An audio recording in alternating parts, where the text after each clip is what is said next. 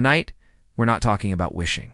We're talking about living from the end. Neville's claim is radical. The creative word that made the world is in you, experienced as imagination, and what you dare to assume and inhabit will harden into fact. We'll play 3 clips. Then I'll translate the hidden lesson most people miss. Living in the end is not fantasy. It's the death of the old self and the quiet discipline of a new state. And we are told that the Word became flesh and dwelt among us. Well, that's a mistranslation. The word translated among is the Greek preposition in, within. The Word became flesh and dwelt within us, in us. John used the plural us for the nature whereof we consist. That the Word of God, which is defined in Scripture as the creative power of God and the wisdom of God, did not take upon itself some one person among men, for then that one assumed would have advanced and no more. But Christ, to save all, did not make this man or that man his habitation, but dwelt in us. That same creative Word that created the universe and sustains it dwells in us. Therefore with God all things are possible, and therefore with man all things are possible. So he states it in one book, Matthew, with God all things are possible.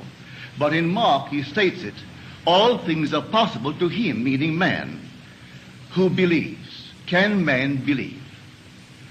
So this creative Word is in us. Well, what is this creative Word? It's your own wonderful human imagination.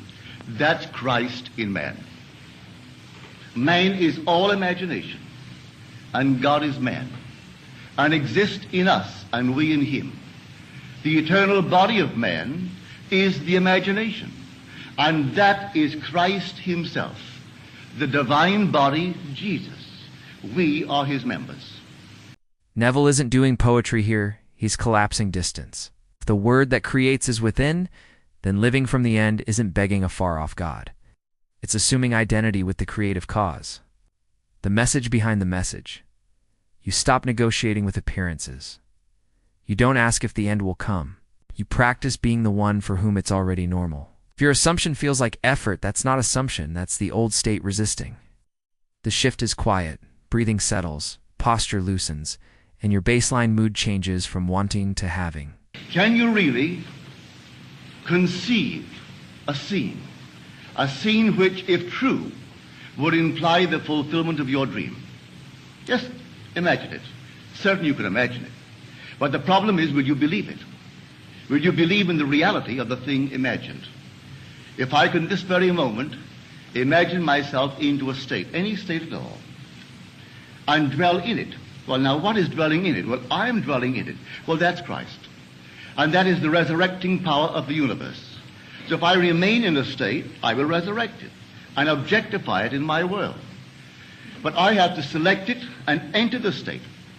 If the spectator could enter into any of these states in his imagination, approaching the state on the fiery chariot of his contemplative thought, what would it feel like if it were true? How would I feel if I were now the man that I would like to be? How would I know that I could become it? Well, I first, as I assume that I am it, let me think of my friends, those who really would rejoice with me were it true. Let me imagine that I am seeing them in my mind's eye. How do they see me? If what I am assuming is true, they should see me as I am seeing myself. And if they are friends, they should rejoice with me. So let me now assume that I am seeing, reflected on the face of a friend, that which, if I saw it, would imply he sees in me that which I have assumed that I am. Will that work? Try it. I tell you from my own personal experience, it works. Here's the usable piece. Assume via evidence of relationship. Don't strain to see the thing. See its social proof, the friend's face, the tone of congratulations, that moves you from forcing images to receiving a mood, message behind the message. This isn't about controlling outcomes, surrendering to a new identity loop, Breath gives posture, gives feeling, gives assumption, gives behavior. When a sign shows up later, don't reset to doubt. Treat it as feedback that the state is alive and stay in character. I only know if you remain faithful to the assumption, it's going to happen, and you're going to be promoted towards the fulfillment of the state that you have dared to assume that is yours. I could tell you unnumbered stories along this nature. So here I say, dwell in the end. The end is where we begin. For if I've seen my name on the marquee, that's the end. I don't wait for the incident to take place in my world to move from one to the other, leading up to that. I dwell in the end. If I go to the very end, what would it be like were it true? A health case, not how it's going to become better, but you go to the end, and you say to someone who isn't well, and in your mind's eye you say to them, you know, I've never seen you look better. And have them say to you, I've never felt better. The message behind the message is responsibility. If imagination is Christ in you, there's no outside gatekeeper. The question shifts from will it happen to who am I being while I look at life? That's why he has us imagine from relationship, a friend's face, a shared laugh, the ordinary details of a life already achieved. It's not magic, it's normalization.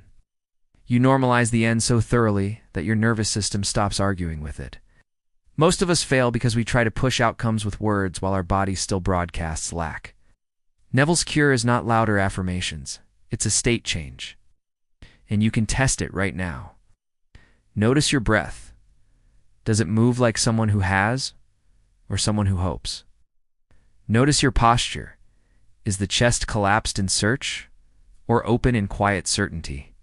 Notice your inner dialogue. Is it planning to convince or casually referencing what's already true? When these shift, assumption stops feeling like effort. It feels like rest. Here's the loop I want you to train after this video. Choose one end, not 5. The one that matters. Enter via evidence. Don't stare at the trophy. Hear the text that says, it went through. See the email subject line. Watch your friend's eyebrows lift and feel your own tiny exhale of relief. Let the body sign it. Breathe as that person. Sit as that person. Walk as that person. Let the body become the signature on the assumption. Persist without drama. When the world mirrors the old state, don't fight it. Don't explain it. Return to the end. The law doesn't respond to noise. It responds to who you are. Read signs correctly. As angel numbers, uncanny timing, repeating phrases. These are not prophecies of a future you might get. They're confirmations that the state is alive now. Smile, remain, and move on. Risk and surrender are baked into this. Risk, you stop leaning on past evidence. Surrender, you let the old self die without memorializing it. That's why Neville calls it resurrection. You don't drag the old arguments into the new life. You outgrow them. And yes, sometimes the bridge of incidents feels rough. A job closes, a plan pivots, someone exits. Don't panic. The bridge is not the cause. Yeah. Your assumption is. Keep your hands off the steering wheel and your heart in the end. If you want a practical litmus test, use this sentence in your day. As the one who already has it, what is my smallest next ordinary action? Not the grand gesture, the ordinary action. Send the email, tidy the workspace, make the call, train for 10 minutes, answer as if the offer exists. Ordinary actions taken from the end compound into identity proof. The more proof your nervous system feels, the quieter your mind becomes. That quiet is not passivity, it's alignment. And if fear spikes because it will, don't make it a sign to quit. Make it a sign to breathe and remain. Fear is just the body noticing that the map is being redrawn. Return to the friend's face. Return to the casual, already done feeling. Let that feeling be the atmosphere you live in, not the peak you visit. Tie this back to our last 2 episodes. Signs are mirrors of state. Assumption is the state itself. Living from the end is the discipline that binds them. You aren't waiting for wonders to prove it to you, or proving it to yourself by remaining. And because imagination is the creative word in you, the world must eventually bow to the shape you consistently carry. So tonight, pick your end. Enter via evidence. Breathe as that person. Walk through your day as that person. When a sign appears, nod and remain. When old facts bark, bless them and remain. Do this long enough and you'll stop asking when will it happen. You'll start saying this is who I am. And then one day the friend's real face will match the one you've seen 100 times in the inner room. That moment won't feel like magic. It will feel like recognition. This is the work, not chasing, choosing, not forcing, remaining, not predicting, embodying. Live in the end and let the law do what it always does. Thanks for watching.